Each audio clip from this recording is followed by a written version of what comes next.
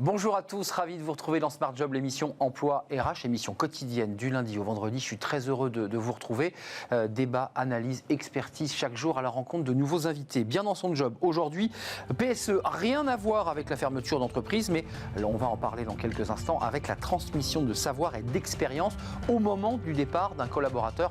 On fait le point avec une structure, une plateforme unique en son genre. Smart et Réglo, on parlera du licenciement pour faute grave. On va en parler avec un avocat, Étienne Pujol. Et puis la pause café avec Fanny, oui, vous l'avez tous vécu, c'est des petits moments de vie de bureau, les incivilités liées au bureau, mais aussi au télétravail. Oui, il faut aller vite, on se parle mal. On fera le point avec Fanny Grismer, elle est très en colère aujourd'hui et elle va nous en parler. Le cercle RH avec le haut commissaire à l'inclusion, à l'emploi et à l'engagement des entreprises, c'est un sujet éminemment sérieux, avec des étudiants, avec des jeunes diplômés qui sont aujourd'hui dans la galère. On voit les files d'attente pour se nourrir tout simplement ou se loger. On fera le point évidemment avec Thibaut Guilly. Ce sera dans le cercle RH notre débat. Puis fenêtre sur l'emploi, une étude passionnante de cadres emploi justement sur les cadres et leur rémunération. Qu'est-ce qu'ils en attendent? Est-ce que l'année 2021 avait été un peu compliquée dans la négociation? On fera le point. C'est une étude que l'on va détailler à la fin de notre émission. Tout de suite, bien dans son job, on parle du PSE.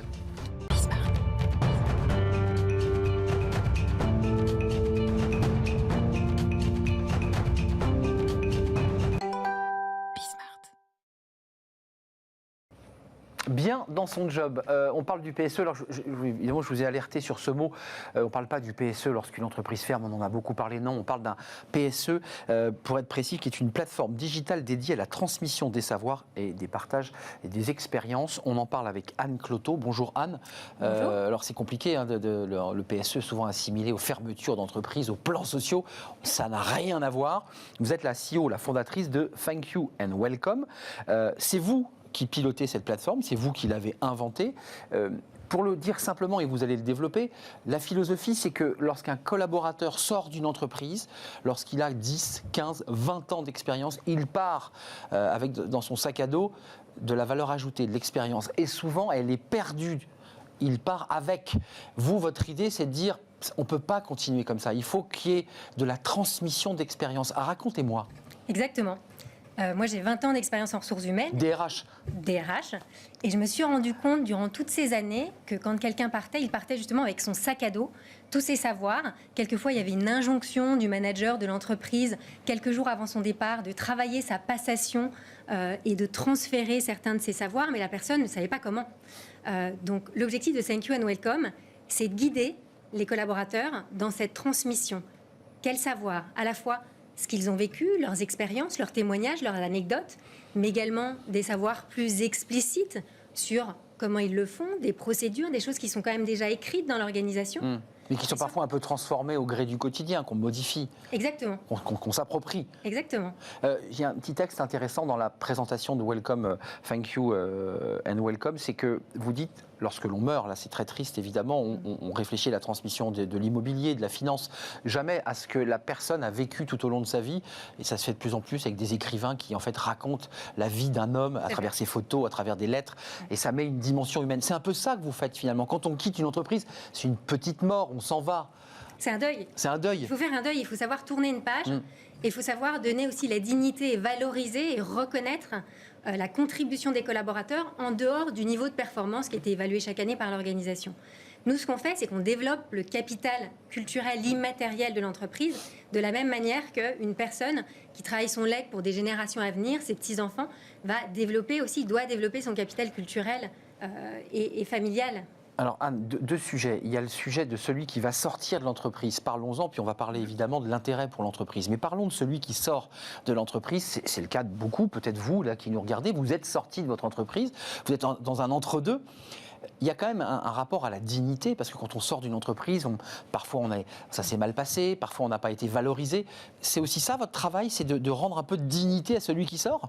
Il y a à la fois de la dignité dans la reconnaissance des contributions, Mais il y a aussi le fait qu'on les aide à structurer et mettre en récit leurs expériences professionnelles pour que ça puisse servir aussi leur dynamique professionnelle par la suite et leur recherche d'emploi. Donc même dans le cas d'un PSE, de quelqu'un qui part, il est important de se projeter sur l'avenir. Et c'est ça la courbe de deuil.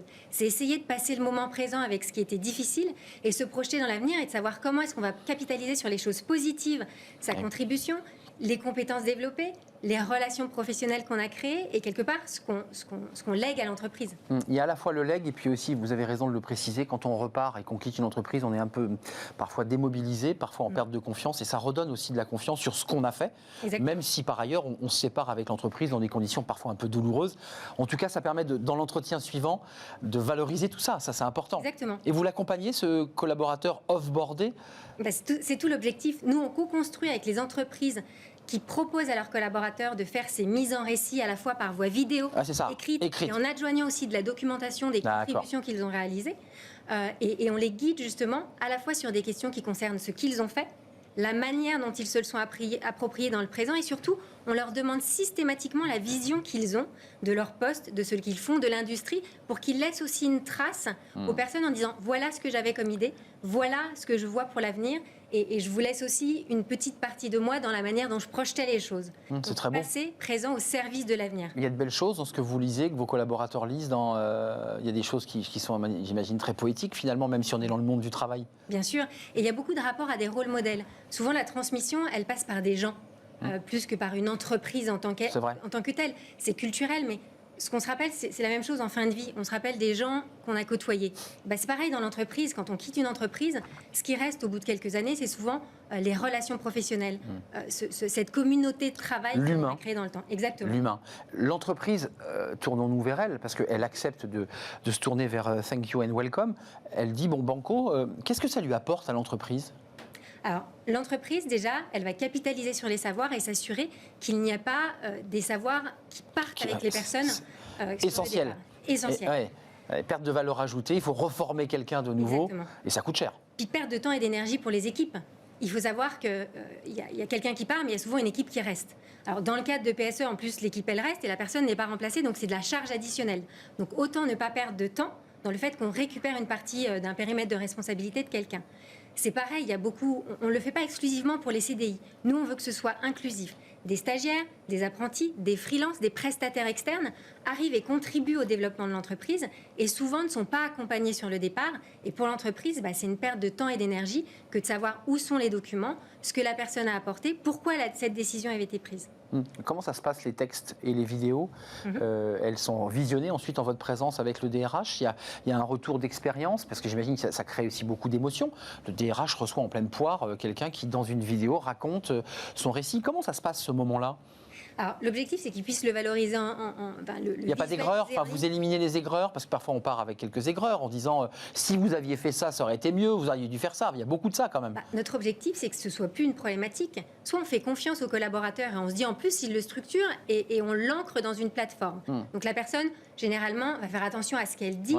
Soit elle est volontaire et elle va le faire, soit elle n'est pas volontaire, elle ne va pas le faire. C'est gravé dans le marbre. Exactement, c'est gravé dans le marbre et ça laisse une trace. Donc les gens ont envie aussi de laisser une image positive, même si quelquefois ils sont très transparents et ils vont dire les choses avec bienveillance, mais ils disent aussi des choses à améliorer.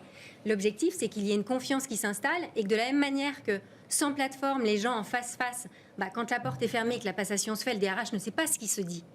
Sur une plateforme, c'est la même chose. L'objectif n'est pas de contrôler et d'accompagner pour que la personne ressorte le concentré de savoir qu'elle a à transmettre et qu'elle souhaite transmettre. Positif donc des deux côtés, pour le collaborateur qui sort de l'entreprise, parce qu'il retrouve une forme de dignité et de confiance en lui.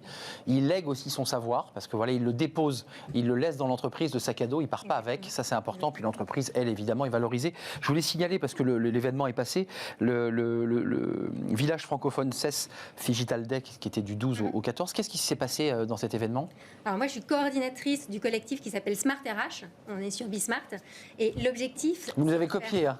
Exactement, mais on trouve que les entreprises doivent être smart pour être smart. Exact. Il faut ne pas rajouter à la crise de l'incivilité, donc thank you and welcome, de la transmission, de la culture.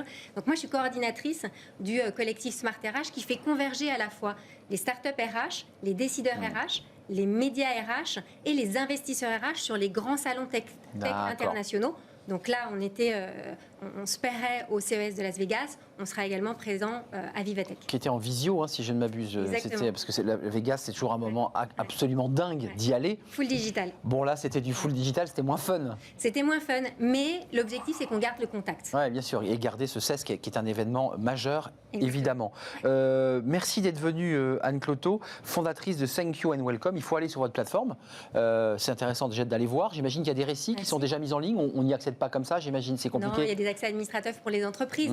Mais notre objectif, c'est qu'à un moment donné, on puisse les partager aussi, le grand public, pour les sociétés qui ont envie de mettre en avant la singularité de leurs experts, de leurs collaborateurs et la manière dont ils parlent de la culture d'entreprise. Un livre, peut-être un jour, des récits, des beaux récits d'un monde méconnu qui est celui du travail et du départ de son emploi, parce que je pense qu'il y a de très belles choses que et rendre visible l'invisible. Exactement. Donner la parole aux collaborateurs et à tous les collaborateurs. Merci Anne Cloteau d'être venue. Vous reviendrez parce que vous êtes évidemment au carrefour de multitudes de sujets qui nous concernent dans Smart Job. C'était un plaisir de vous accueillir.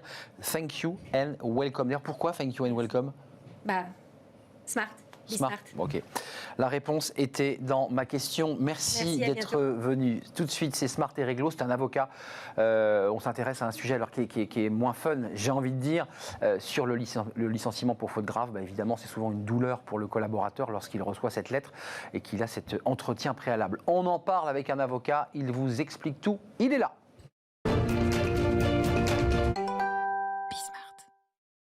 Smart et Réglo, c'est le focus juridique, c'est une fenêtre qui s'ouvre sur un point de droit précis chaque jour, c'est important. Il y a des choses éminemment techniques, puis des choses très grand public, mais très techniques aussi. Étienne Pujol, merci de nous rendre visite chaque semaine, ou presque, avocat spécialiste en droit social, au cabinet Berry Law. Law comme la loi. Licenciement pour faute grave. C'est un sujet sérieux. De quoi s'agit-il exactement? Qu'est-ce qu'un licenciement pour faute grave? Commençons par le début. Alors, commençons par le début. Un licenciement pour faute grave, c'est un licenciement qui est fondé sur un motif personnel. C'est dans la catégorie des motifs personnels, par opposition aux motifs économiques. Et c'est surtout un licenciement qui est fondé sur un motif disciplinaire. C'est-à-dire qu'on n'est pas sur ce qu'on appelle une cause réelle et sérieuse lambda, mais sur un acte positif commis par le salarié qui est constitutif d'une faute. Donc une faute, excusez-moi pour revenir au début, quand on est licencié, la procédure c'est qu'on reçoit un courrier, puis il y a toujours pour cette formule-là un entretien préalable. Tout à fait. La procédure est comme pour un licenciement pour motif personnel. On convoque le salarié à un entretien préalable qui se tient une semaine après. L'entretien se tient et le salarié peut être assisté au cours de cet entretien. Par son avocat? Pas par un avocat. Par un délégué. Par un représentant du personnel ou, si l'entreprise n'en a pas, par une personne extérieure à l'entreprise qui est inscrite sur une liste qui figure à l'inspection du travail ou à la mairie du domicile. Et ensuite, l'employeur a un délai de réflexion avant de prononcer la sanction disciplinaire qui doit conduire donc au licenciement pour faute grave. Pour être bien précis, lorsqu'on est dans le bureau de son DRH ou de son PDG, de son directeur, parce que parfois l'entretien se fait directement avec le directeur, la décision ne tombe pas à l'issue de l'entretien. Non, absolument pas. On lui spécifie ses fautes. Exactement, et il a le droit de s'exprimer sur les faits qui lui sont reprochés, puisque normalement, jusqu'au moment de l'entretien, il ne sait pas ce qu'on lui reproche. Il doit s'en douter s'il n'est pas confortable avec ce qu'il a fait, mais dans la convocation entretien préalable, on n'est pas obligé de lui dire on te reproche ça, ça et ça. On peut le faire, mais ce n'est pas une obligation. Alors, Étienne Pujol, arrêtez-moi si je me trompe, mais c'est vrai qu'au moment de la réforme Macron sur la barémisation, on en a parlé sur ce plateau, il y avait aussi toute une petite musique qui expliquait qu'un certain nombre de chefs d'entreprise ne pouvaient pas se séparer de collaborateurs et que très souvent, les décisions au prud'homme étaient en faveur des salariés et que c'était souvent très complexe pour le chef d'entreprise de justifier notamment une faute grave. Difficile ou pas difficile? Parce que très souvent, c'est battu en brèche devant les juridictions prud'homales. Alors évidemment, c'est le seul moyen que le salarié a de contester la mesure de licenciement. C'est contesté souvent. Et c'est souvent contesté, sauf évidemment quand les faits sont difficilement contestables. C'est quoi les fautes graves? C'est quoi? C'est agression, violence, vol dans la caisse? C'est injure raciste, c'est vol dans la caisse, etc. C'est à différencier d'ailleurs de la faute lourde. Souvent on se dit, c'est quoi la différence entre faute grave et faute lourde? Par exemple, la faute lourde, c'est une faute grave qui est commise avec l'intention de nuire à son employeur. Donc c'est un élément qui va supplémentaire par rapport à la faute grave et qui permet à l'employeur de demander des dommages d'intérêt au salarié. C'est-à-dire que comme il y a eu une intention de nuire à l'employeur peut dire non seulement tu as commis une faute contre moi, mais en plus je vais te demander de m'indemniser. Parce que tu m'as détourné de l'argent, parce qu'il y a une volonté intentionnelle, ça se voit parfois, de détourner de l'argent des caisses de l'entreprise. Exactement. Donc c'est le niveau supérieur, la faute lourde. Exactement, c'est le niveau ultime de la sanction disciplinaire. Vous qui avez à défendre alors, des salariés, mais aussi des employeurs, surtout. Évidemment, et surtout des employeurs, comment comment c'est contesté et comment c'est reçu par les cours professionnels ou les cours prud'homales qui sont des représentants syndicaux pour la plupart. Comment ils reçoivent ça, la faute grave? Alors, ils appréhendent, ils ont un pouvoir souverain d'appréciation de la gravité de la faute, et donc ils vont prendre en compte différents paramètres. Il peut y avoir des circonstances aggravantes comme des circonstances atténuantes. Typiquement, le vol commis par un salarié qui a 25 ans d'ancienneté et qui est dans un état de nécessité, par exemple en ce moment du fait de la crise, ne sera pas perçu de la même manière qu'un vol commis par quelqu'un qui a juste 12 mois d'ancienneté. Si quelqu'un a été exemplaire pendant toute sa carrière professionnelle et tout d'un coup fait quelque chose de répréhensible, la faute grave peut être commuée en faute simple, par exemple, qui lui ouvrira droit à indemnité de licenciement et indemnité de préavis. Donc on est passé par le cran au-dessus, la faute lourde, la faute licenciement pour faute grave, et en dessous, on est sur la faute simple. Exactement. Maître, c'est important parce que les enjeux d'un échange face à une cour prud'homale, c'est les indemnités. On ne touche rien, on a le droit à rien, on touche le chômage avec un licenciement pour faute grave? Alors, quelle que soit la nature de la sanction, c'est souvent quelque chose qui n'est pas su. C'est vrai. On a droit à l'allocation Pôle emploi, même si on a commis une faute lourde. Après, ce qui change de nature, c'est le fait d'être privé de ces indemnités de rupture, ce qu'on appelle vulgairement le solde de tout compte, c'est-à-dire qu'on n'a pas le droit à l'indemnité de licenciement, on n'a pas le droit à un préavis, puisque la faute grave, c'est une faute qui est telle qu'elle empêche la poursuite du contrat de travail, y compris pendant le préavis. Donc 0 € pour sortir. 0 € pour on est sortir. D'accord. Simplement, on a le droit à ces droits chômage, Exactement. à ces indemnités chômage. Est-ce que, excusez-moi, je ne sais pas si vous le savez, mais est-ce que Pôle emploi a des informations sur le collaborateur ou il arrive tel un salarié qui a perdu son emploi? Le Pôle emploi va recevoir l'attestation Pôle emploi qui va être émise. Et rien n'est indiqué. Et rien n'est indiqué. Enfin, le motif est indiqué, mais rien qui caractérise le motif n'est indiqué. Et le salarié va se présenter, il va prendre son premier rendez-vous avec son conseiller Pôle emploi. Conseil avant de nous quitter, Étienne Pujol, c'est important parce qu'il y a beaucoup de PME en France, beaucoup de TPE, beaucoup de petites entreprises ou de start-up. Quel conseil vous leur donnez à ces chefs d'entreprise pour éviter les erreurs? Parce que vous l'avez évoqué, il y a pas mal de petites choses à éviter. L'erreur la plus commune à éviter, c'est l'abandon de poste du salarié. Typiquement, beaucoup d'entreprises m'appellent en disant ce salarié ne s'est pas pointé aujourd'hui, est-ce que je peux prendre acte du fait qu'il est parti? Et non, l'abandon de poste, il faut enclencher une procédure de licenciement pour faute grave pour abandon de poste et pas considérer que simplement le salarié est parti, qu'on va lui remettre son solde de compte parce que c'est une démission. Il faut faire très attention à cela. Donc il faut engager la procédure. Exactement. Et elle s'engage comment? Par un courrier commandé au salarié, j'imagine. Exactement, de justifier son absence dans un premier temps et ensuite on convoque un entretien préalable si on n'a pas de justification. Entre-temps, le salarié va voir un médecin et amène un certificat médical, non? Alors c'est une possibilité, effectivement. Je vous vois plisser des yeux. C'est le genre de cas typique. C'est typique, c'est pour ça qu'il faut agir vite. Rappelons qu'une faute grave, plus tôt on réagit, plus la faute grave va être reconnue par les juridictions. Ensuite, et dernier point avant de nous quitter, les délais se sont améliorés. Pour vous qui défendez les entreprises, vous vous plaigniez beaucoup des délais d'attente pour gérer, traiter un dossier. Combien de temps là on met? La procédure a été faite en bonne et due forme, le salarié était informé, entretien préalable, et la faute grave est tombée. Combien de temps il passe devant une juridiction? Alors, quand le salarié conteste, ça dépend des conseils des prud'hommes devant lesquels on passe. Certaines juridictions sont très en retard. Là, j'ai été convoqué pour décembre 2023. Décembre 2023. Oui, décembre 2023. Oui. D'autres juridictions Versailles, sont plus rapides. laquelle? Créteil C'est Nanterre, oui. Nanterre. Ouais, Une des plus surchargées, malheureusement pour eux, effectivement, et c'est relativement insoluble tant qu'ils n'ont pas de moyens supplémentaires. Et franchement, je les plains parce qu'ils ont les rôles sont très très chargés. D'autres juridictions vont beaucoup plus vite. Une erreur, attention à l'abandon de poste. Une deuxième erreur avant de nous quitter, à ne pas commettre? Instruire la procédure. Il ne faut pas oublier qu'il faut que les faits soient établis. Et donc, diligenter une enquête, ça ne dispense pas d'engager la procédure pour pouvoir sanctionner le salarié. Encore une fois, on est enserré dans des délais très brefs. Juste avant de nous quitter, dernier éclairage, lorsqu'il y a eu par exemple un détournement de fonds, est-ce qu'il faut enclencher en parallèle une procédure au pénal? C'est possible d'enclencher une procédure pénale et effectivement, dans ce cas-là, la procédure pénale suspend la procédure civile le temps que le pénal instruise l'affaire. D'accord, à condition que la plainte soit évidemment enregistrée et que la police ait envie d'aller enquêter, ce qui n'est pas toujours le cas. Elle n'a pas toujours le temps. Pas toujours le temps. Merci Étienne, c'était un plaisir de vous accueillir. On a appris plein de choses évidemment sur un sujet très sérieux, évidemment qui impacte la vie des entreprises et puis évidemment celle des salariés. On se retrouve bientôt pour un nouvel éclairage. Smart et Réglo, c'est terminé, c'est la pause café. Bon, on va faire une petite pause avec Fanny Griesmer.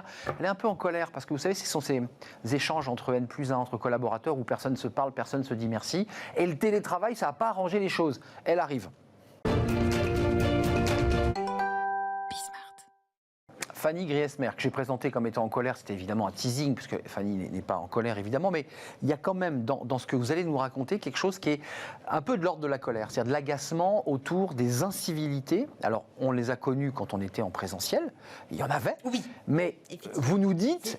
Le phénomène n'est pas nouveau. Alors, c'est pas nouveau, il y a bien sûr des gens qui ne disaient jamais bonjour ni au revoir, certes, mais les choses se sont aggravées, dites-vous, à cause du télétravail. Pourquoi ? Et elles sont davantage numériques, vous l'aurez Ben oui. compris.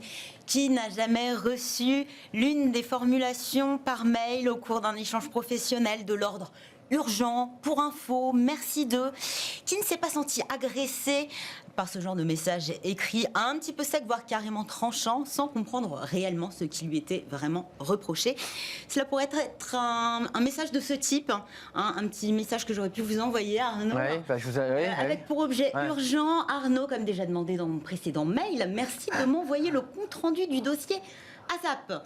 Tu n'es pas sans savoir que la présentation a lieu dans 2 jours. Non, je pas le de savais bonjour, pas. hein, bien sûr. Un merci qui n'en est pas un, mais pas un du tout. Trop de majuscules, de points d'exclamation, des points de suspension aussi. Pas le moindre émoticône pour adoucir mes propos. Ouais, ça peut aider, ouais. Un petit anglicisme au passage et pas le plus sympathique. ASAP. Rapide, certes, mais est-ce que c'est vraiment efficace ?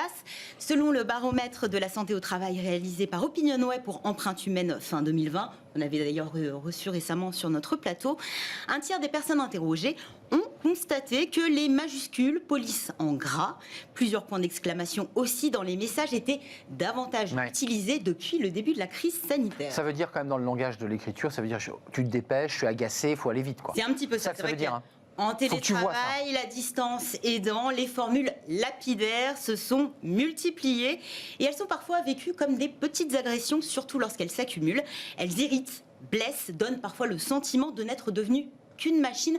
Quand jadis, on pouvait aussi un petit peu faire redescendre la pression au détour, je sais pas, d'un couloir ou autour de la machine à café. Hein. Je l'évoquais en introduction, c'est vrai que c'est pas un phénomène nouveau. Les incivilités, ça se passait au bureau. On le voit dans des films où les courriers sont jetés sans que personne dise bonjour, ni au revoir, ni merci. Mais il y a quand même. Et en plus, vous prenez au jeu, donc vous avez tendance à reproduire la même chose. Il y a des espaces comme ça où on peut faire redescendre la pression, parce que comme au télétravail, on peut plus faire redescendre la pression. Avant, c'était pratique. On allait à la machine à café. C'est ça. On réglait nos comptes. On disait, mais attends, pourquoi tu me parles comme ça ? Et ça permettait de repartir sur de bonnes bases. Là, c'est un petit peu plus compliqué. En tout cas, 48% des salariés estiment que leurs clients sont plus agressifs depuis la crise Covid, suivis par leurs collègues puis leurs managers. Alors, en cause un sentiment d'isolement à cause du télétravail, des attentes plus grandes en termes de délai, un sentiment d'urgence permanente, un manque de confiance de la part de managers, ce qui ressort aussi pas mal. Vous vous sentez oppressé, tendu, et parfois ce sont les autres qui trinquent, assez agacés par ces incivilités qui ont tendance à exploser ces derniers mois. Anaïs Raoult, qui est la cofondatrice et CEO de Wake Up, une école de développement personnel, a sonné l'alerte fin décembre sur le réseau social LinkedIn, réseau professionnel. C'est vrai, avec ce post, je n'en peux plus des emails estampillés urgents qui ne le sont pas, des formulations du style merci d'eux, des emails tranchants avec des mots qui font mal. Les mots ont un pouvoir, ils sont parfois notre unique lien aux autres dans un monde où le télétravail devient la norme. Résultat, plus de 24 000 commentaires, des membres de tous secteurs confondus, saluant cette prise de parole. Et ils ont même partagé leurs petites anecdotes pour certains. Vous pensiez être le seul ? Eh bien, loin de là. Donc vous nous dites, Fanny, que le télétravail, la distance et le fait que l'on l'écrive, on tape plus fort. On le dirait peut-être moins violemment si on était en présentiel. Pense. En tout cas, ça joue. On prendrait plus de recul. Ouais. Ce qui s'est multiplié aussi, c'est la mise en copie du manager. Sauf que derrière une mise en copie, le destinataire principal de votre mail, qu'est-ce qu'il voit ? Je n'ai pas confiance en toi. C'est ça. Tu n'es pas assez efficace. Autre chose, il n'y a pas que les mots, il y a également la visio. Les incivilités, là aussi, prolifèrent, à commencer par l'absence d'écoute. Par exemple, vous êtes en réunion, vous prenez la parole et vous vous rendez compte que d'autres personnes font autre chose. Il y a ceux qui tapent sur un clavier, qui coupent le micro. Il y a ceux qui coupent la caméra et là, vous voyez un petit avatar qui est certainement plus assidu que la personne elle-même. Et puis, il y a aussi les remarques inappropriées. J'étais assez choquée. Un télétravailleur sur 3 dit en avoir fait les frais concernant sa décoration intérieure, mais aussi son style vestimentaire. Alors ça, vous y aviez peut-être déjà droit dans les couloirs du bureau, mais sur la décoration intérieure... Moi, rarement, mais... Mais vous êtes toujours très chic, Arnaud. Non, vous avez raison, c'est vrai qu'il y a eu aussi des moqueries et qui ont gêné les collaborateurs, on l'a vu, sur... c'est ce qu'on a dit, voilà. Le confinement, en fait, c'est la vie privée qui rentrait dans la sphère professionnelle, ce qui certainement a poussé un grand nombre d'entre vous à mettre des fonds d'écran sur les visios. Foutez-moi la paix et laissez-moi vivre comme je le veux avec le papier peint que j'ai choisi. Donc c'est très intrusif quand même ce phénomène de télétravail. Des relations peut-être professionnelles qui ne sont pas vraiment apaisées. Alors, je n'ai pas l'habitude de donner des conseils, mais en tout cas, moi, c'est vrai que je trouve que ça donne... Il y a un petit peu de recul en prenant en compte ça. On se dit, est-ce que moi, je m'adresse bien aux autres ?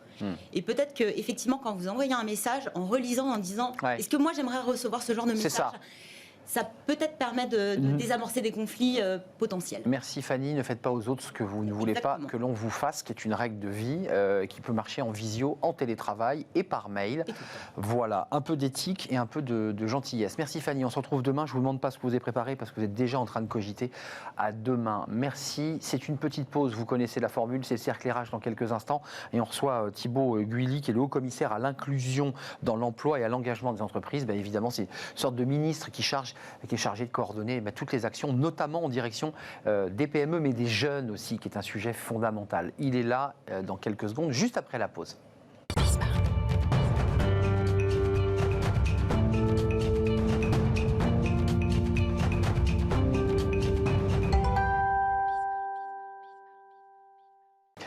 Le cercle RH, on parle aujourd'hui évidemment de l'emploi qui est le cœur de notre sujet.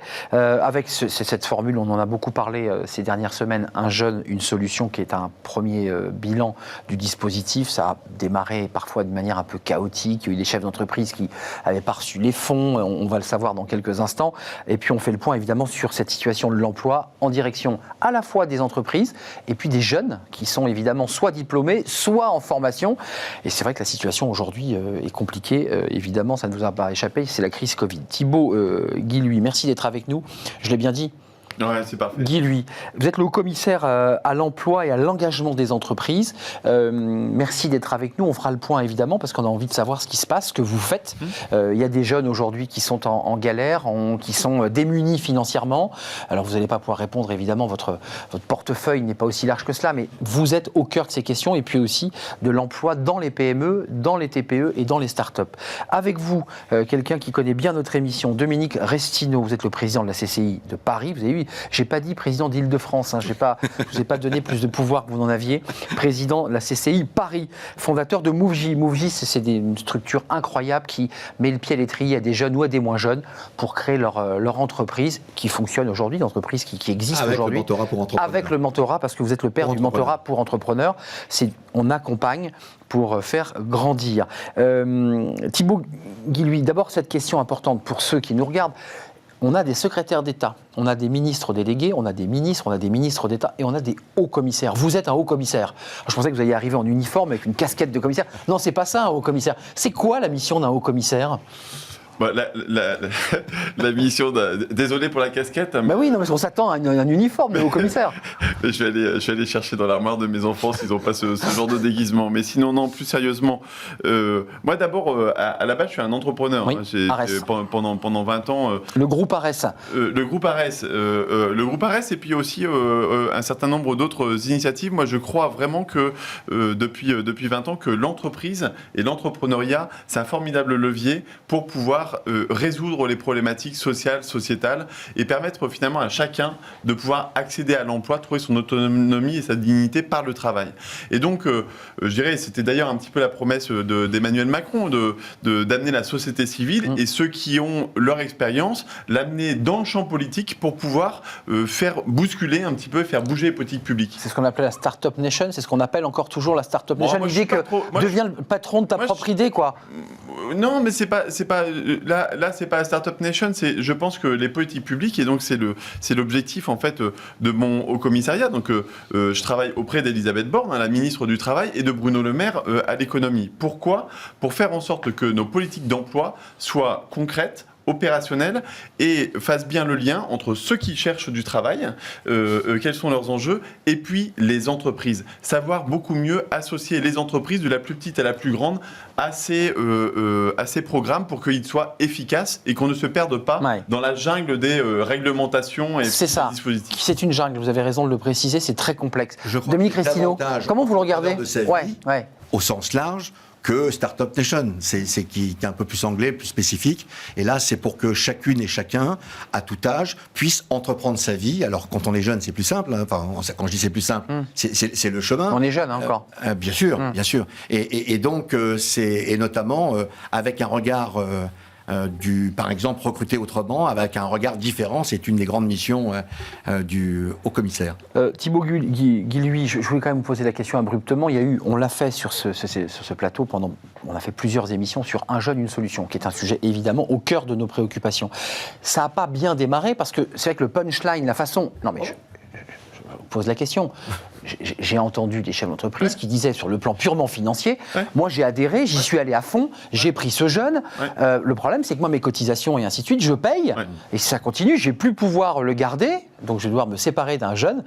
On en est où de ce point-là? Réglons les problèmes qui n'ont pas marché pour parler des choses qui marchent. Tout à fait. Alors, regardons d'abord le verre à moitié plein et puis ensuite on va parler de ce qu'on peut améliorer et où je souscris complètement Là c'était d'ingénierie un peu Bien sûr, financière. mais c'est important l'ingénierie parce qu'on peut avoir des belles idées, mais si l'exécution n'est pas bonne, je pense que ceux qui nous écoutent le savent très bien, c'est là où on n'atteint pas notre objectif. Alors d'abord concrètement quand même, Un jeune, une solution, c'est quelque chose qui a été lancé à l'été pour se dire, dans chaque crise, qui paye le plus les pots cassés? C'est les précaires et les jeunes. Ce qui est le cas aujourd'hui. Hein. Là, les jeunes sont vraiment au cœur de la crise. Exactement. Et donc, nous avons voulu mettre en place une réponse massive. Un jeune, une solution, c'est quand même 7 milliards d'euros d'investissement en fait, dans la jeunesse.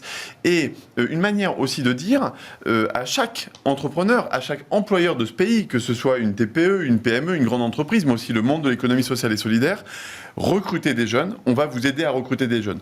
L'aide à l'embauche à 4 000 euros, l'aide à l'apprentissage. Là-dessus. Alors, je ne peux pas vous laisser dire que ça ne fonctionne pas, puisque entre le mois d'août et le mois de décembre, on a réussi à maintenir quasiment au même niveau que 2019 le nombre de recrutements. C'est ce que j'ai vu. Combien on bat tous les records. On bat tous les records. Plus de 30%, sur l'alternance. Ça cartonne. L'alternance cartonne. Alors maintenant, ça c'est une bonne chose, mais mon boulot ensuite et ma priorité. Une fois qu'on a mis en place ces dispositifs, c'est comment on fait pour que ça fonctionne bien. Il faut que la logistique suive. Que ce soit simple d'utilisation. Et là, j'entends, moi, les remarques qui sont faites notamment par les TPE et les PME aujourd'hui. Pour ça, qu'est-ce qu'on fait? D'abord, on a créé unjeuneunesolution.gouv.fr. C'est ça. Et là, je vous mets au défi, d'ailleurs, que ce soit les représentants type CPME, mais aussi les dirigeants de petites entreprises, disent enfin un site simple sur lequel on comprend à quelle aide on a le droit, sur lequel on peut déposer nos offres et sur lequel c'est facile à faire. On a un chiffre là. unjeuneunesolution.gouv.fr. Thibaut Guilhuy, on a un chiffre aujourd'hui là concret, puisque avant de démarrer, il y avait 700 000 jeunes, c'est le chiffre qui était évoqué dans les médias et qu'on a repris, qui allaient arriver sur le marché de l'emploi. On en est à combien aujourd'hui par rapport à cette initiative Un jeune, une solution? Est-ce que vous avez un chiffre là aujourd'hui? D'abord, déjà entre le mois d'août et le mois de décembre, 1 100 000, un peu plus d'1 100 000 recrutements en CDI et CDD de plus de 3 mois. 1 100 000. Moi, j'avais vu 930 000, mais ça a progressé depuis. Et oui, parce que c'était jusqu'à novembre. Et en décembre, on a continué les efforts. Et avec les entreprises. Et moi, je tiens à remercier toutes les entreprises, à dire aux entreprises, elles sont au rendez-vous. Elles ont compris que c'était un bon investissement et que si elles voulaient bien préparer et la relance et leur transformation, il fallait recruter des jeunes. Mais Dominique Restineau, un peu de politique. Il y a eu... non.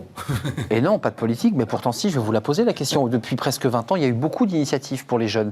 Des politiques en direction des jeunes qui ont souvent été des échecs. Oui. Le CPE, tous les contrats associés à la jeunesse n'ont jamais fonctionné. Là, c'est diamétralement l'inverse. C'est qu'on aide l'entreprise à embaucher des jeunes. On est d'accord, c'est bien ça la formule. C'est pas ce qui avait été proposé et qui a fait descendre des centaines de milliers de jeunes dans la rue, qui étaient les sous-contrats, les demi-contrats qui ont toujours été contestés. Là, c'est une autre stratégie qui est mise en place. Alors, vous êtes d'accord avec ça? Oui, déjà, quand Thibaut parle de Un jeune, une solution, il n'y a pas que certains types de contrats, il y en a plusieurs, il y a toute une panoplie. Et tout ça est dans le cadre... L'alternance. Et tout ça est dans le cadre d'une organisation qui s'appelle La France, une chance, les entreprises s'engagent, où j'ai l'honneur ce qu'on est venu chercher, avec la Chambre de commerce de Paris, de pouvoir animer ce club. Paris Une Chance, les entreprises s'engagent autour de l'inclusion par l'activité économique. Et il y a donc les stages, il y a les territoires zéro chômeur, il y a l'apprentissage, il y a le handicap, voilà. Et à travers tout ça, ce sont des actions pour inciter les entreprises à regarder les choses autrement. Je crois qu'il y a un monsieur qui a dit un jour, je vous l'ai dit dans une émission récemment, regardez l'autre dans son humanité. C'est vrai. Voilà. Exact. Monsieur Barack Obama, parce que bien évidemment, c'est pas de moi. Le point important, c'est qu'à travers un jeune, une solution, il y a un focus qui est fait pour cette situation assez dramatique de ces 750 000 jeunes qui arrivent sur le marché de l'emploi, mais il y a les autres, avec différentes possibilités. Aujourd'hui, ce qui est fait, c'est que et Thibault l'a dit, c'est assez simple. Je suis moi-même avec chef d'entreprise, la plateforme avec effectivement est très bien, avec des organisations où, que ce soit pour le MoveJ, j'ai des contrats également d'alternants. Dans mes structures personnelles de société, j'ai embauché, parce que c'est bien de le dire, c'est bien de le faire. Donc je fais les deux. Et bien évidemment, j'ai bien regardé, parce que moi j'ai pas une multinationale, j'ai bien regardé si l'engagement que j'avais, en face l'État avait le même engagement. J'ai reçu encore les numéros de code et tout ça, parce que l'ASP, je crois que c'est l'ASP, qui réalise les remboursements, parce qu'il fait que voilà. tout soit fait. Au début, ça a été un peu compliqué, mais il faut que ça se mette en place. Il y a eu beaucoup d'un coup. C'est ce que je voulais dire. Voilà, il n'y avait pas de critique sur le modèle. Je vous promets que je reviendrai si ça marche pas et si je suis pas remboursé pour vous dire que ça marche pas. En plus de ça, je pense que justement, si on a envie d'être bon, il faut qu'on soit orienté bénéficiaire. Et donc, donc on écoute. Et donc, moi, la question des TPE, PME, et je sais qu'il y en a encore un certain nombre qui ont recruté des apprentis, qui n'ont pas encore. Et eux, la trésor, c'est sensible. Ils n'ont pas une grosse trésor. Exactement. Et donc, là, typiquement, on travaille justement avec l'Agence des paiements et puis les différents services pour faire en sorte de résorber tous ces retards. Ça sera fait pour le 5 février. Voilà, ça, c'est une réponse concrète à ceux qui pour certains, n'ont pas reçu encore. Parce qu'effectivement aussi, il y a une montée en puissance quand même assez dingue. Et ça, je pense que même les chefs d'entreprise qui nous... Un peu dépassé par le succès, en fait, pour le dire. Il y a aussi ça. Cela étant dit, c'est d'être orienté là-dessus, digitalisé, simplifié. Et donc, c'est justement dans ce dialogue qu'on a à travers les clubs, La France Une Chance, les entreprises s'engagent, qui sont partout sur le territoire. L'idée, c'est quoi? C'est de dire, si on a envie de réussir, c'est pas l'État et les services publics d'un côté et les entreprises de l'autre. C'est à un moment donné, c'est comment on se met ensemble pour être au rendez-vous de l'inclusion, au rendez-vous de la jeunesse. Le président Macron, c'est lui qui a dit cette phrase, c'est dur d'être un jeune en 2020. Il avait déjà anticipé ce que l'on vit aujourd'hui, dès que dans des structures caritatives d'étudiants qui ne sont pas boursiers, mais qui n'ont pas assez d'argent, des étudiants qui ne vont plus à l'université, qui se retrouvent vraiment sur le bord de la route parce que plus de petits boulots. Est-ce que ça, et on va évoquer les questions d'emploi, vous y travaillez, est-ce que c'est une préoccupation pour le haut-commissaire que vous êtes aujourd'hui, c'est-à-dire en coordination avec d'autres ministres, évidemment l'enseignement supérieur, évidemment l'emploi. Qu'est-ce que l'on fait pour ces jeunes aujourd'hui? Quelles sont les propositions là qui sont sur la table? Alors, d'abord, la première chose, c'est parce que vous l'avez bien dit, la jeunesse, ça concerne énormément de sujets, le travail, l'éducation, l'enseignement supérieur. Donc, derrière la plateforme unjeune-une-solution.gouv.fr, en fait, c'est l'équipe de France. C'est de dire, maintenant, on ne demande plus aux jeunes ou à l'entreprise d'aller trouver tous ces guichets-là, mais c'est à nous de proposer un portail unique. Et après, à nous de nous organiser pour apporter le bon service, la bonne réponse au bon moment aux personnes. La deuxième chose, vous l'avez mentionné, c'est la précarisation et la précarité dans lesquelles sont les jeunes aujourd'hui. Il y a évidemment plein de raisons qui conduisent à cela. Il y a du coup, nous, dans les réponses qu'on fait avec Elisabeth Borne, c'est le travail sur la garantie jeune universelle. C'est-à-dire que maintenant, c'est près d'1 million de jeunes qui sont accompagnés et qui vont l'être en 2021. C'est combien? C'est 500 euros? C'est quoi le montant? 500 euros par mois. Voilà, on est d'accord. L'idée, c'est pas justement... En net, on est d'accord, pour le dire un peu... C'est ça. Pour être clair, c'est... Non, pas le RSA jeune. C'est-à-dire, nous, on n'a pas envie de dire... Qui est une demande de certains partis, certains mouvements. C'est une demande qui s'entend, qu'on a étudiée. Mais le RSA jeune, le risque, c'est, OK, on te donne un chèque de 500 euros et ensuite, après, derrière, tu te débrouilles. Nous, ce qu'on dit, c'est, on s'organise pour qu'il y ait un vrai accompagnement vers l'emploi. Et évidemment, tu as le droit à ces 500 euros pour pouvoir avoir de quoi te nourrir. La base. La base pour que tu puisses te consacrer à préparer ton avenir. Mais c'est pas la même chose d'avoir le revenu et peut-être un accompagnement et peut-être un avenir que de travailler sur son avenir et évidemment de régler les questions de précarité financière. Dominique Restil, c'est un sujet les étudiants parce qu'il y a ceux qui viennent d'avoir leur diplôme, là, qui en sont sortis et qui sont sur le marché du travail, puis il y a ceux qui sont encore en licence, en master et qui s'inquiètent vraiment pour leur avenir parce qu'ils se disent c'est bouché. Thibault utilisait un terme que je partage à 300%, 2000%.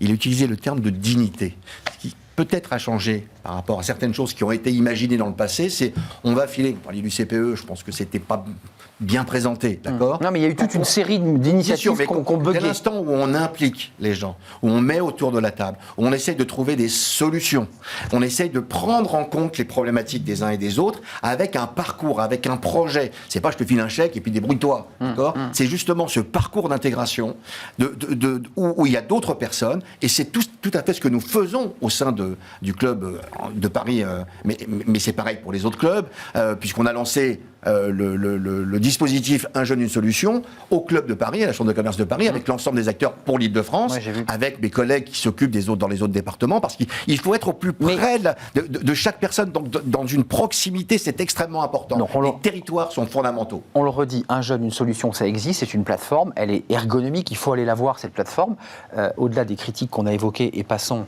sur ces débats d'ingénierie. Pour s'améliorer. Ça sera le 5 février pour ceux qui sont encore en attente de paiement. Cette question de la jeunesse, comment vous la regardez ? Parce que j'imagine que vous avez des débats avec les ministres respectifs. Comment vous pensez l'avenir d'ici un an ? Parce que là, il y a une masse de jeunes qui disent à l'université, j'ai plus de cours. Oui. Les profs ne sont pas là. Oui. Mais par contre, ils ont des cours quand ils sont en prépa, quand ils sont en BTS. Oui. Comment on fait pour remettre aussi les professeurs, excusez-moi de le dire abruptement, pour reconnecter les professeurs avec leurs étudiants ? Non mais je le dis abruptement. Parce que dans les prépas, en médecine, dans les écoles de commerce, ça fonctionne. On a tout un groupe d'écoles de commerce, de commerce de Paris-Île-de-France. Et ça tourne. On a totalement digitalisé, je suis d'accord avec vous. Et il faut que... Excusez-moi, je le dis abruptement. Il y a des étudiants à la fac qui veulent retourner en cours, ils ne peuvent pas le faire. Alors c'est pas votre portefeuille, mais vous êtes forcément touché. Non, mais c'est pas. Et d'ailleurs, c'est pas forcément retourner en cours parce que de temps en temps, ça n'est pas forcément possible. Mais ça veut pas dire qu'on peut pas avoir des cours de qualité et que dans les écoles que vous mentionnez, il y a eu une digitalisation, une réorganisation. Et donc ça marche. D'ailleurs, il y a beaucoup de cours qui ont gagné en contenu parce que vous pouvez faire plus facilement venir des intervenants de l'extérieur quand vous êtes sur un cours numérique que quand vous devez en présentiel. Les gens en présentiel dans la classe. Donc en fait, derrière ça, je pense aussi le message, c'est qu'on doit penser derrière une crise, c'est qu'est-ce qu'on en tire comme enseignement et comment on en fait une opportunité de transformation qui dépasse juste la réponse à l'urgence. Très concrètement, il ne faut quand même pas oublier que avant la crise, on avait du mal, toutes les entreprises et tous les chefs d'entreprise disaient mon premier problème pour pouvoir me développer, c'est le recrutement. C'est le recrutement. Bah oui, c'est vrai. Il ne faut pas l'oublier. Bah oui, c'est exact. Et pourtant, dans le même moment, on avait 1 million de jeunes qui étaient sans formation, sans emploi, etc. Est-ce qu'on a envie de répéter ? Ça se croisait. Est-ce qu'on a envie de continuer de répéter les mêmes erreurs ? Donc moi, je dis aux chefs d'entreprise aujourd'hui, nous, on va vous aider à vous engager, on vous apporte des aides, on va vous simplifier le parcours et effectivement... Donc allez-y. Quand c'est un petit peu compliqué administrativement ou etc., nous, on va travailler pour pouvoir vous simplifier la vie. Mais vous, de votre côté, il faut que vous soyez au rendez-vous, par exemple, des stages. Parce que vous parlez des universités, mais aujourd'hui, vous avez même des étudiants qui font leur chemin, qui se battent pour pouvoir avoir leur diplôme et qui ne vont pas pouvoir l'avoir parce qu'ils n'auront pas obtenu quelques stages. J'ai envie de dire aux chefs d'entreprise, unissons-nous, parce que sinon demain cette jeunesse, si on ne lui donne pas la possibilité de pouvoir trouver sa place, non seulement elle aura des raisons d'être ça va se tendre, d'être en colère. Bah oui. Et la deuxième chose, c'est qu'il ne faudra pas venir se plaindre de ne pas avoir investi maintenant pour pouvoir. Ça va se tendre. Il y a un climat social qui peut se tendre. Donc voilà. Donc nous, là, ça c'est quelque chose. Vous voyez, les jeunes et certaines entreprises nous ont dit votre plateforme c'est super. Mais est-ce que vous pourriez nous aider à mettre en lien pour les stages, en lien pour les périodes d'immersion, pour connecter les jeunes de ce pays avec toutes les opportunités dans l'entreprise ? Dominique Restil, on va parler des PME. J'aimerais qu'on en parle parce que vous êtes aussi sur un travail de transformation de la loi pour que les grandes entreprises ou les institutions de la République travaillent de plus en plus avec leurs PME. C'est un vieux sujet. Un dernier mot sur cette jeunesse parce que MoveJ, excusez-moi, c'est pas du tout pour vous envoyer des fleurs, mais votre idée c'était ça aussi, c'était d'aider des jeunes à à grandir, à créer et ensuite à voler de leurs propres ailes. Parce qu'il y a beaucoup de gens qui sont passés par votre réseau qui sont aujourd'hui à la tête de leur boîte. Le Move J, c'est l'organisation qui accompagne dans le domaine de l'entrepreneuriat des jeunes qui ont créé ou repris des entreprises ou des activités, du CAP au Bac+5, toutes disciplines confondues, non pas pour aider à créer une entreprise. Nous, on les prend quand ils viennent de la créer ou de la reprendre. Parce que créer une entreprise dans notre pays, c'est pas très compliqué. Ce qui est compliqué, c'est de la pérenniser et de la développer. Et donc, j'ai importé le concept du mentorat pour entrepreneurs, parce qu'il y a du mentorat pour éducatif ou d'entreprise. Là, c'est pour entrepreneurs, d'accompagner exclusivement un entrepreneur qui est accompagné par un autre entrepreneur pour grandir, aider l'autre à grandir. Il n'y a rien de plus beau, je trouve, d'accord. Aider l'autre à grandir. Et puis cet échange qui est intéressant. Et donc, c'est effectivement ce qu'on fait depuis bientôt 15 ans avec d'autres organisations, le réseau mentorat, parce qu'il n'y a pas que les jeunes non plus. Là, il n'y a pas que les jeunes, et également pour la croissance, parce qu'on a aussi besoin d'inclusion, mais on a aussi besoin de croissance. Le point qui est important pour compléter la question que vous m'avez posée tout à l'heure, autour de la France une chance. Moi, je travaille tous les jours, et j'ai ramené ça à la Chambre de commerce, c'était pas prévu au départ, mais j'ai trouvé, et ça fonctionne également, j'ai eu quelques ressources de l'État pour pouvoir faire ça, parce qu'on ne peut rien faire avec rien comme argent. Et donc, l'intérêt également, c'est que je travaille aussi bien sûr, avec le réseau national de la France Une Chance, avec Pôle emploi, avec également les directs, qui étaient avec moi la semaine dernière, Direct Paris. Qui dépendent des préfectures. Et avec les entreprises, les messieurs et avec qui rigolent pas. Et avec les associations, pour ensemble travailler. C'est également le terme qu'employait Thibault tout à l'heure, c'est de pouvoir travailler ensemble. Parce que quand il y a un dysfonctionnement, on s'en parle. Voilà, et on essaye de mettre en avant les bonnes choses et on essaye de régler les problématiques qu'il y a derrière. Mais c'est ça qui avance. Et à travers ça, effectivement, cette jeunesse, c'est la première ressource naturelle d'un pays. C'est sa jeunesse. J'ai fondé le Move J. La première ressource naturelle d'un pays, c'est sa jeune génération. Thibault Guilhuy, une question, elle est importante. Elle n'est pas politique, mais elle est fondamentale parce que s'il n'y avait pas ces initiatives, s'il n'y avait pas un haut commissaire qui se travaillait à faire de la coordination pour travailler sur ces jeunes, on en serait où? Parce que j'ai vu que le taux de chômage était entre les adultes et les jeunes du double, du simple au double. C'est un vrai sujet, ça. S'il n'y avait pas votre structure, on en serait où? En fait, parce qu'un jeune, une solution, là vous me dites, on est à plus d'1 million. Il y en a encore qui sont sur le bord de la route, ou on arrive à tous les faire rentrer là, dans le dispositif? C'est au-delà de ça. Moi, je pense surtout que face aux défis qui sont les nôtres, il y a déjà beaucoup de porteurs de solutions. Il y a déjà beaucoup de gens qui font des choses. Et qu'il faut progressivement amener l'État, les pouvoirs publics, à se mettre en situation d'être un peu plus à l'écoute de ce qui se fait et de voir comment on peut accompagner le changement d'échelle de ces initiatives-là. Ouais. Je vais vous prendre deux exemples. Pas du local, mais que ça devienne une... Je vais vous prendre deux exemples. Vous parliez de l'entrepreneuriat. L'entrepreneuriat est un formidable levier qui a été démontré depuis près de 30 ans pour que des personnes parfois éloignées de l'emploi, dans la difficulté, puissent créer leur propre entreprise et, in fine, leur propre emploi. C'est l'ADI, c'est les boutiques de gestion, c'est France Active. Eh bien là, j'ai travaillé à élaborer un pacte avec eux pour voir comment passer de 10 000 à 30 000 personnes accompagnées chaque année. On le modélise plus largement. On modélise et on apporte le soutien. Qu'est-ce que la société civile peut faire? Elle a le savoir-faire. Qu'est-ce que l'État peut faire d'un point de vue soutien et réglementation? Et c'est ça qui va faire que... C'est pas les idées qui manquent, c'est de les coordonner, c'est de les associer. Et en faisant ça surtout, on gagne en efficience. Parce que, quelle que soit la couleur politique qu'on aura, aujourd'hui comme dans l'avenir, il va falloir apprendre à faire beaucoup mieux pour répondre aux exigences légitimes de la société. Mais avec moins. Mais avec moins. Mais oui. C'est un vieux sujet, ça, mieux avec moins. Et bien concrètement, ça se fait là-dessus. Et sur le mentorat, c'est pareil. Sur le mentorat, vous avez 30 000 jeunes aujourd'hui qui sont accompagnés par le mentorat. Le mentorat, c'est quoi? C'est de donner la possibilité à des personnes qui sont dans l'entreprise, qui ont une expérience, d'apporter leur savoir, pouvoir la partager à un jeune en France qui en a besoin. Ça coûte pas cher. C'est un levier incroyable de réussite scolaire ou professionnelle. Et ça valorise les deux d'ailleurs. Pour les jeunes. Et c'est formidable pour le mentor. Bien sûr. Tous les mentors qui s'y sont essayés ont envie de continuer. Est-ce qu'on continue de faire plein de petites initiatives, ou est-ce qu'à un moment donné, on crée l'union? C'est un de mes rôles, de travailler avec évidemment les différents ministères concernés et surtout les acteurs. Créer de liens, vous êtes celui qui crée le lien. On va pas décider à votre place, on va venir vous accompagner pour faire en sorte que plutôt que 30 000 jeunes, demain ce soit 50 000, 80 000, 150 000 jeunes qui soient soutenus. Juste pour rebondir sur ce que vous avez un chiffre, Dominique Cristino, parce qu'on a eu des chiffres, on a plus d'1 million 100 000 jeunes qui sont dans le dispositif, puisqu'on était à 930 000, ça a progressé.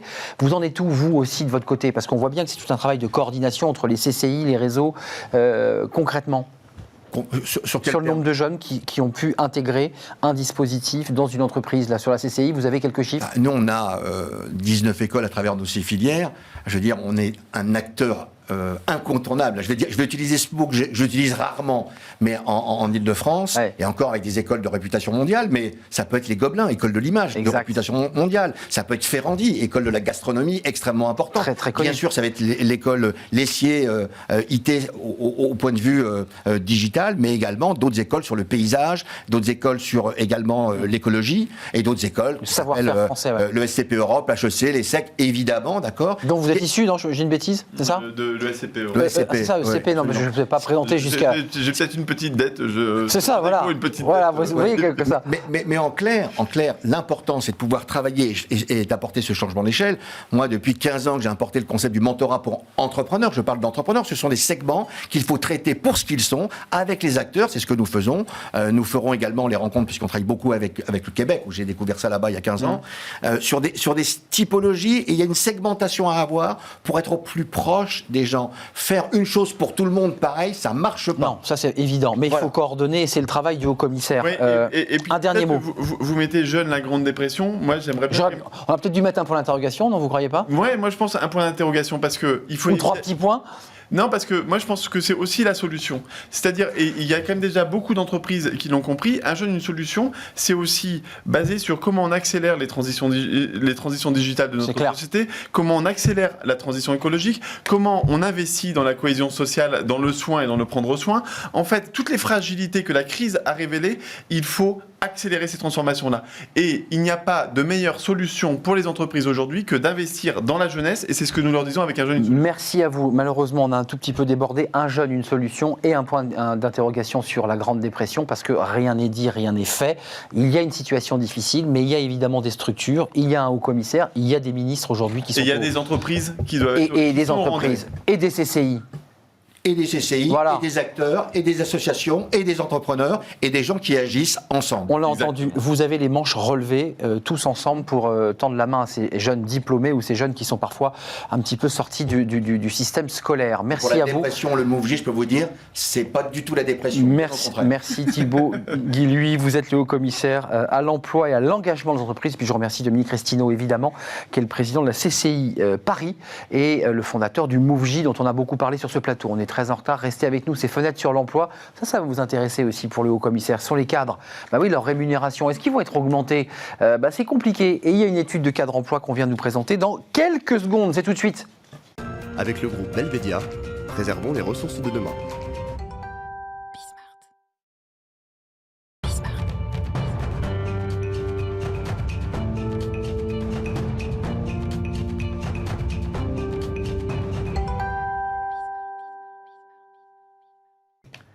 Fenêtre sur l'emploi, avec une étude passionnante de nos amis de Cadre Emploi qui reviennent sur notre plateau. Julien Breuil, c'est un plaisir. Je vous ai trop vu en visio, pas assez en présentiel. Ça y est, vous êtes là physiquement. Directeur des études chez Cadre Emploi, avec une étude et un focus sur les cadres et leur rémunération. C'est assez traditionnel pour un début d'année. Il y a pas mal de petites choses intéressantes qui ressortent. 70% des cadres qui vont demander une augmentation disent avoir atteint leur objectif individuel.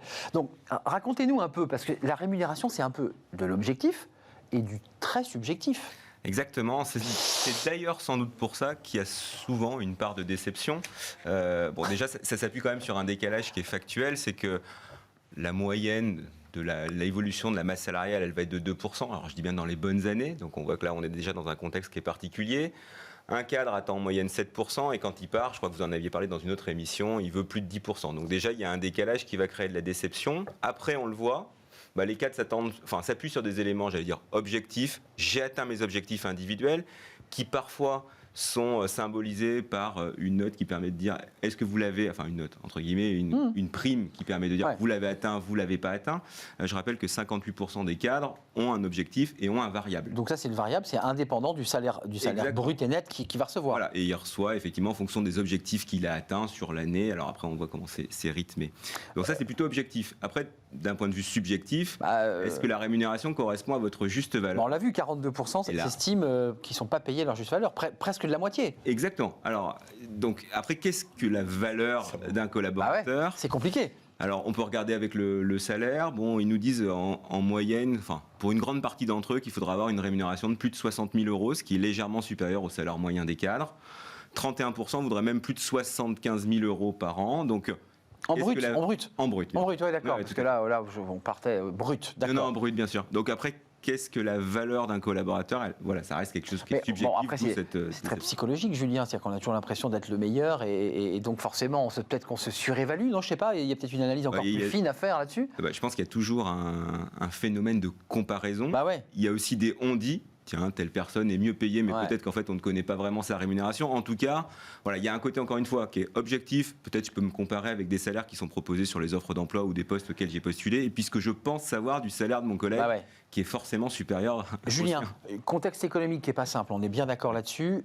Il y a quand même, là, il y a quelques chiffres intéressants. Il y a quand même une bonne partie d'entreprises qui n'ont pas encore communiqué sur leur stratégie de rémunération pour 2021. Ce qui génère de l'angoisse pour les collaborateurs. Ça. C'est vrai qu'il y a quand même encore 35% des entreprises qui n'ont pas communiqué encore sur la politique de rémunération 2021. En même temps, il y en a quand même 15% des cadres qui avaient demandé une augmentation, qui ont déjà eu leur retour. Alors là, pour le coup, positif, et 32% au global entre positif et négatif. Donc c'est pas mal, j'allais dire.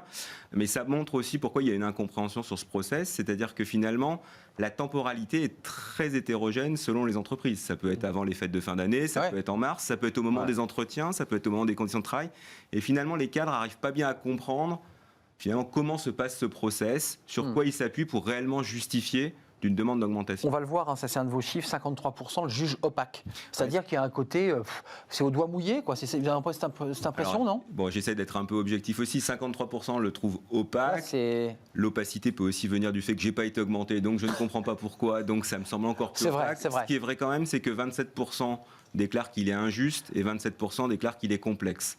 Seuls 9% auraient un adjectif qui est un peu plus positif, c'est-à-dire qu'en fait, ils le trouvent transparent. Donc on voit que les adjectifs sont plutôt orientés négativement, mais ce qui est aussi lié à la rémunération, soyons honnêtes.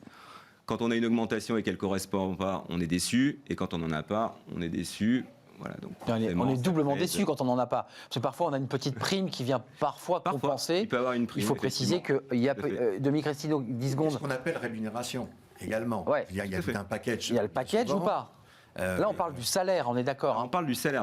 Il y a ce qu'on appelle le package salarial, avec des avantages inhérents. Là, et avantages en nature. Oui, on a parlé de la participation, de l'intéressement, potentiellement. Et des avantages induits. Exactement. Qui peut être la voiture, le téléphone. Portable, voiture. Voilà, on s'était intéressé effectivement à Mais c'est le salaire. Mais là, on parle du salaire, j'allais dire ce qui arrive tous les mois. Et si je peux me permettre, dire qu'il indexe aussi le niveau de retraite et des pensions, puisque le salaire, il est quand même directement lié à ça. Et je pense qu'il y a aussi chez les salariés l'idée d'avoir un salaire le plus haut possible pour avoir des pensions, j'imagine, en sortie de carrière plus haute, j'imagine. Oui, forcément. Et j'ai vu qu'avant de nous quitter, dans un des éléments du sondage, il y en avait, je crois, 13% qui disaient mais je ne sais pas trop ce que je vais bien pouvoir dire pour justifier une augmentation de salaire. Il y a une partie des salariés qui disent bon, je ne sais pas trop quoi faire, quoi. Oui, alors il y a encore une fois, ça fait partie, j'allais dire, du jeu d'aller demander une augmentation. Maintenant, il faut pouvoir quand même la justifier. Alors encore une fois, ça peut être objectif, critère individuel, ça peut être j'ai eu une évolution de poste, et puis ça peut être, mais là je pense que c'est pas le bon argument, oui mais mon voisin a été augmenté l'année dernière. Oh, c'est ça. Là, ok, ça marche pas. Merci, mais au revoir. On l'a déjà entendu. Merci Julien, directeur des études, Julien Breuil, des études chez Cadre Emploi. C'est une étude intéressante à découvrir parce qu'il y a quand même des incertitudes sur évidemment le niveau des salaires et des augmentations. L'année est complexe, on le sait. Très complexe. Merci Demi-Crestino qui est venu nous parler des jeunes et de l'action qu'il mène avec ces structures, la CCI notamment, et MoveJ. Merci Julien, merci à Fanny Griesmer, merci à toute l'équipe, merci à notre réalisateur, à Héloïse, notre ingénieur du son, et à Margot pour l'accueil des invités. Je vous retrouve demain en direct, évidemment, c'est tous les jours, du lundi au vendredi. Je serai là à 10h. Portez-vous bien. Bye bye.